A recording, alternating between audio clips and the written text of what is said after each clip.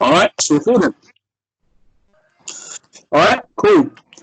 Pep Talk UK Pro Beez following the government's guidelines by staying at home, not venturing out, but I need to keep myself entertained. I need to catch up with a northern friend, out of London, out of 5, up the M1. Yeah. Dave Coldwell, how?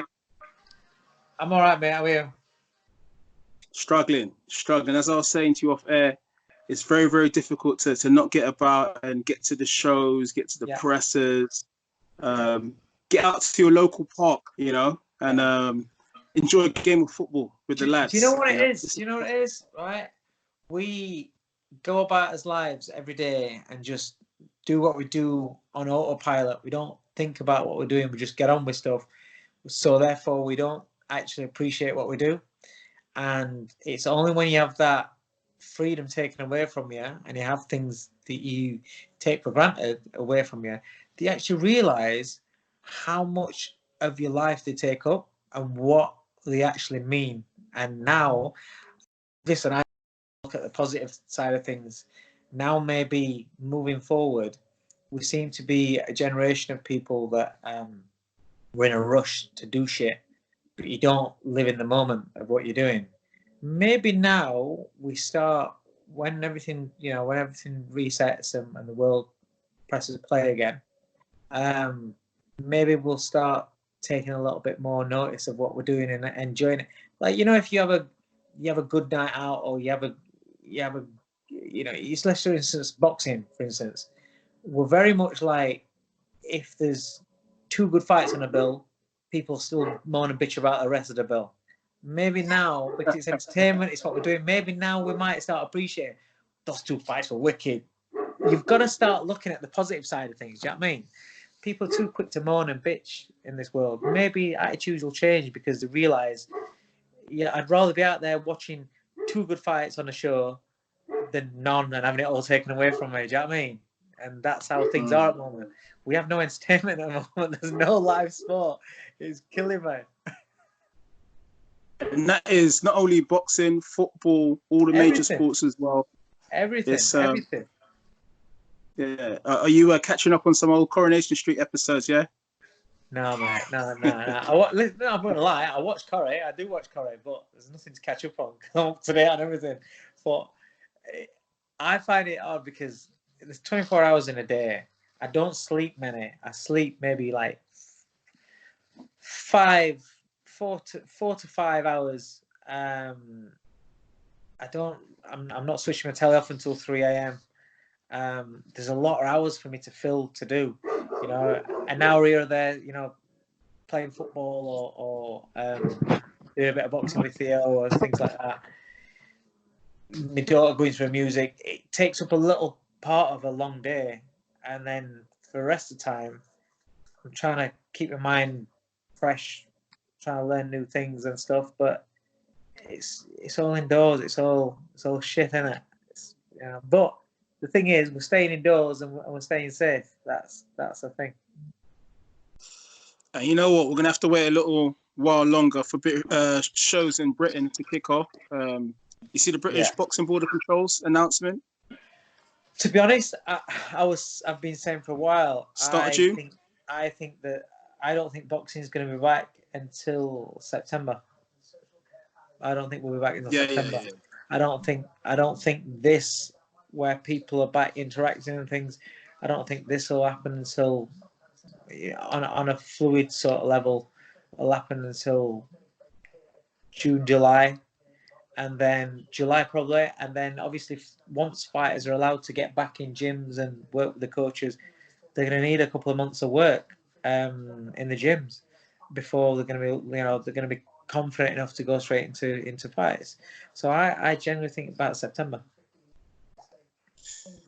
Not only that, even the general public, for them to be attending sporting events with a lot of people. That confidence as well. Is going to suffer, and also as well financially, people are going to be a bit skint for a while. Listen, boxing is entertainment, and it's based on surplus money that you have that you can afford to waste on or spend just for entertainment's sake, that is going to be in short supply. You know, when this, I don't think, I don't think that people really took that into consideration. You know, when people, especially people doubting at the beginning and saying, "Oh, this isn't serious, it's just flu," it says, but yet the crashing alt markets and things like that, putting business out, and in lockdowns and things like that, you're crashing a market and ruining an economy. It's got to be serious shit what you're doing it for. Do you know what I mean? It's got to be, and that's why I don't get these people that still think that it's not going to affect them. It's not serious. They're still mingling. They're still doing what they're doing. Having parties. It's crazy because for a government to put a country into the situation that it's in now, going forward, we're going to be paying this shit back for 20 years. The amount of money that the government's borrowing to bail businesses, employers, all across the sector, and the people, the amount of money that they're borrowing in order to do that, this is serious shit. This is gonna. I remember when everything crashed. Was it in the 80s? I can't remember. 80s, late 80s, 90s. I forget what year it was. And we had the big stock market crash and things. Then we had the bad recession. We didn't come out of that for about 10 years. We were suffering for that for about 10 years. This is worse, you know. So I think this has got a potential for where we're going to be paying shit back for 20 years because all these billions that the government's pulling out to do what they're doing and do, what needs to be done really, to prop the economy up and prop people up. It's got to be paid back, and it's going to be paid back by us, taxes and things like this. When people are back to work and things like that, stuff's going to start being more expensive, I think. So yeah, it's going to be difficult. Going to be difficult times.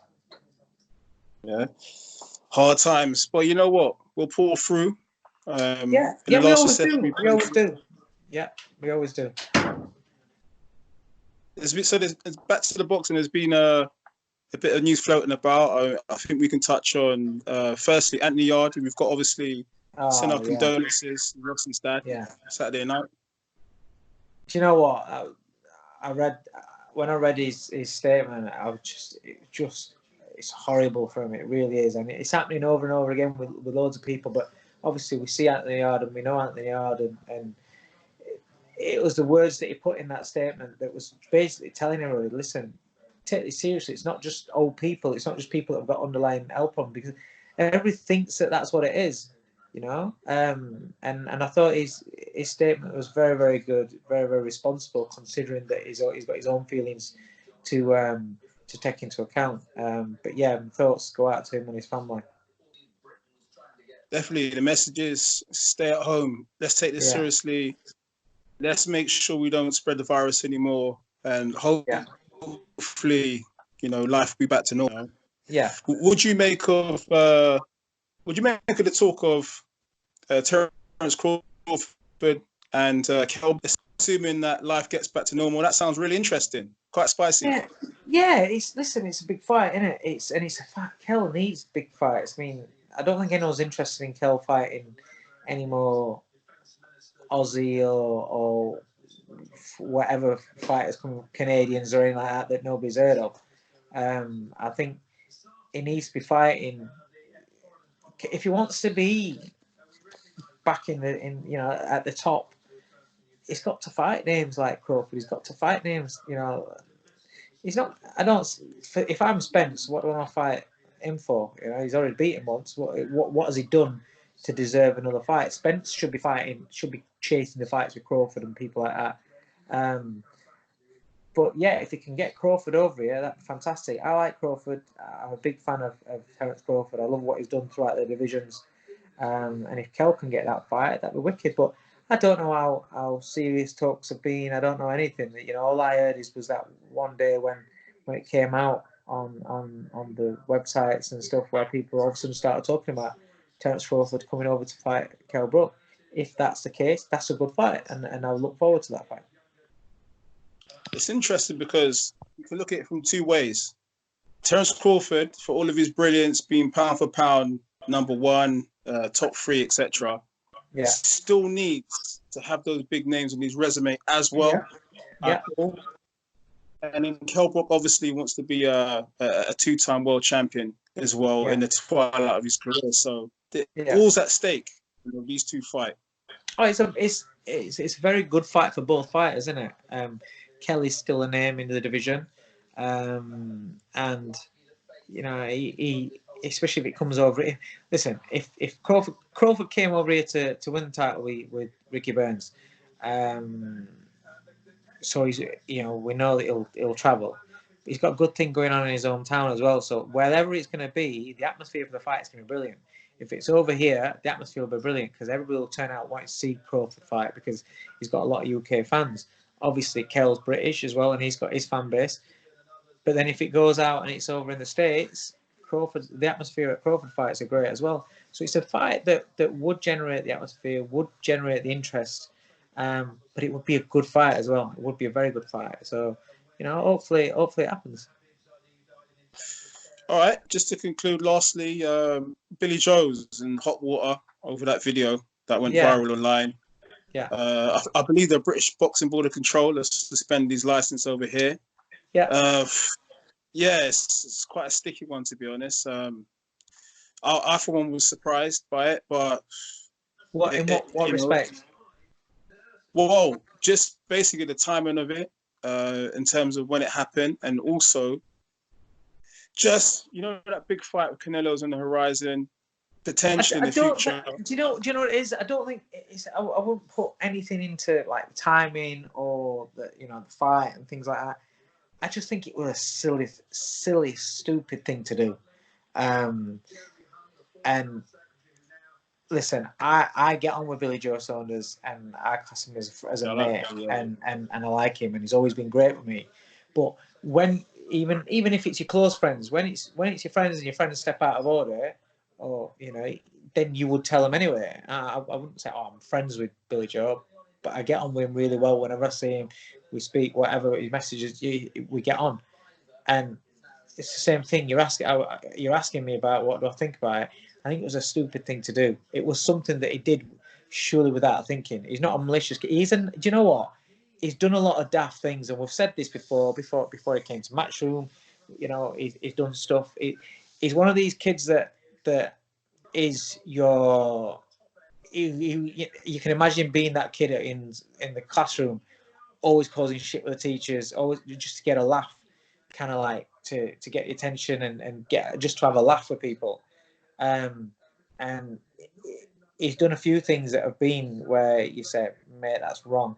And this is one of them, and this is a big one, to be honest. And it's with the timing, with because I've thought a lot about this because of my background.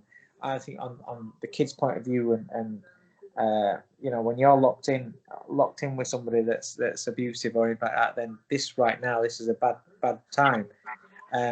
For him to put that video out, it just makes it even worse. It's always a bad time to do a video like that. It's always going to be a bad time. It's never going to be a good time. Element of people are going to understand he was doing it as a joke and what have you, but then you've got to look at it. That's the kind of thing that you don't joke about.